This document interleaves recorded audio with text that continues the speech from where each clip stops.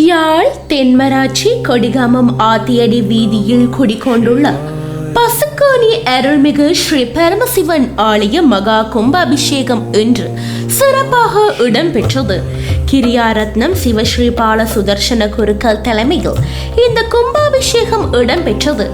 அதிகாலை 4 மணிக்கு விநாயகர் வழிபாடோடு ஆரம்பித்து காலை 6:01 மணி தொடக்கம் 7:30 மணி வரையுள்ள சுப முகூர்த்த வேளையில் மகா கும்பாபிஷேகம் இடம்பெற்றது.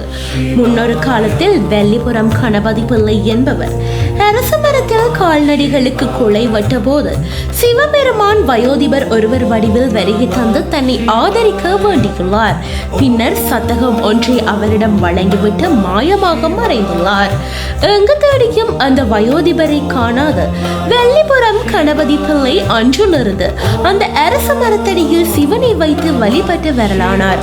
அதன் பின்னர் அவரது சந்ததியினரால் பசுக்காணி அருள்மிகு ஸ்ரீ பரமசிவன் ஆலயம் பராமரிக்கப்பட்டு வருகிறது.